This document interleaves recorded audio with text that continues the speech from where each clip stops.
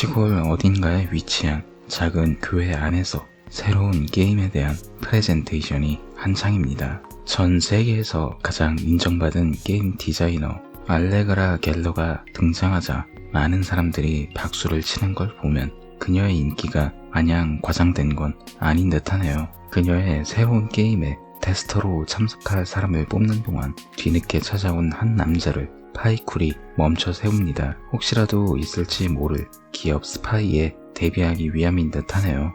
이 회사의 게임은 뭔가 굉장히 좀 독특하네요.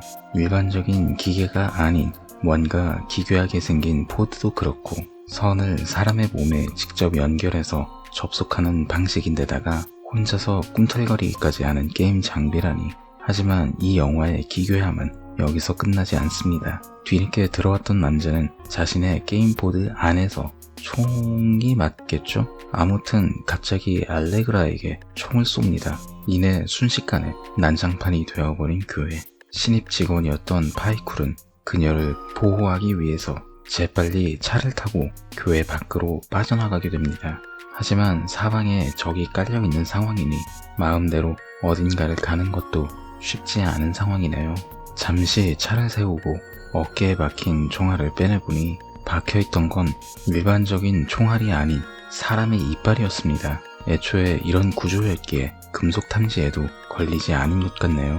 휴식을 위해 잠시 들어오는 모텔. 알레그라는 충격을 받은 자신의 게임 포드를 위해서 새로운 시스템 다운로드와 포드의 정상화를 목적으로 파이쿨에게 협조를 요청합니다. 하지만 파이쿨에겐 게임을 하기 위한 필수 요소 바이오 포트가 존재하지 않는 사람이었습니다. 이걸 위해 이들은 심야의 주유소로 찾아가지만 이건 그들 앞에 주어진 혼돈의 입구에 불과할 뿐이었죠. 1999년 전 세계는 일종의 신드롬 혹은 광풍에 휩싸인 상태였어요. 당시 노스트라다무스의 예언을 근거로 들면서 곧 세상이 멸망을 한 해 만에 하는 시기였었죠. 한국도 뉴스 같은 매스미디어에서 대놓고 이야기를 했으니 그 덕분인지 몰라도 이 당시에 나온 대부분의 영화들은 상당히 암울하고 세기말적이고 인간에 대한 도구화가 일종의 유행처럼 번지는 추세였습니다.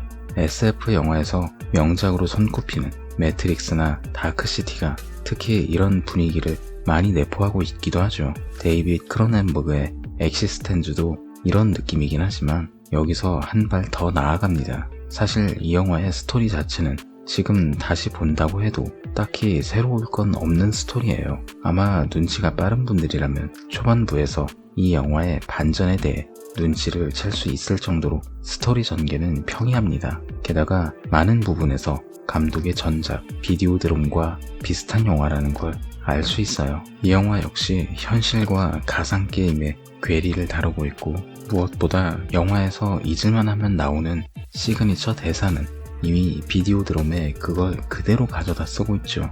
이 영화에 대해 공통적으로 나오는 후기 중 하나는 시종일관 기괴하다란 말이에요. 크로넨버그 감독의 주특기 중 하나가 사람과 다른 것의 결합인데 이 영화에선 예외적으로 사람과 사람을 연결하기는 합니다. 다만 그 방법이 어딘가 물컹거리는 질감이 느껴지는 생물체 같은 것으로 연결한다는 점이 다르긴 하지만요. 왠지 이 부분은 자신의 이전 영화 네이키드 런치에서 어느 정도 따온 부분도 있어 보입니다. 여기에 크로넨버그 감독 특유의 요소가 더해집니다. 바로 어딘가 심각하게 뒤틀린 섹슈얼리티예요. 아마도 이 부분 역시 이전작 크래쉬에서 따온 듯 보이는데 적어도 그 영화보다 아주 약간은 덜 노골적입니다. 다시 영화 이야기로 돌아가서 이 영화가 말하고자 하는 건 앞에서도 말했지만 현실과 가상의 괴리입니다. 영화 속 파이쿨은 끊임없이 게임 속 세계에 대해 의심하고 또 현실을 걱정하는 아주 일반적인 소시민의 모습을 보여요. 하지만 시간이 지날수록 자신도 모르게 평소라면 절대로 하지 않을 말이나 행동을 충동적으로 하게 됩니다. 모습은 전혀 바뀌지 않았고 비록 캐릭터가 말하는 것이라고 하더라도 이런 모든 언행은 파이쿨의 모습 그대로 보여지게 됩니다. 현실의 온라인 게임으로 가정한다면 게임 속 언행은 캐릭터 혹은 아바타가 하는 것이지만 결과적으로 그걸 직접 명령하는 건 유저 본인이죠. 현재 대입해서 본다면 익명성을 무기로 타인에게 아무런 죄책감 없이 욕설과 인격 모독을 내뱉고 끝내 죽음으로 몰아세우는 손가락 살인마들의 모습을 이 영화에선 간접적으로 보여주는 건 아닐까 싶네요. 영화에서 중요한 소품으로 등장하는 게임 포드의 경우 알레그라는 이걸 자신의 악이라고 부르기는 하지만 오히려 그 관계가 뒤바뀌었다는 묘한 느낌을 줍니다. 게임에 접속하는 줄의 생김새가 산모와 태아를 연결하는 탯줄처럼 보이는 건 비단 기분 탓만은 아닐 겁니다. 포드에 집착하는 알레그라의 모습은 끊임없이 엄마를 찾는 유아의 그림자가 아주 짙게 보이는 편이죠.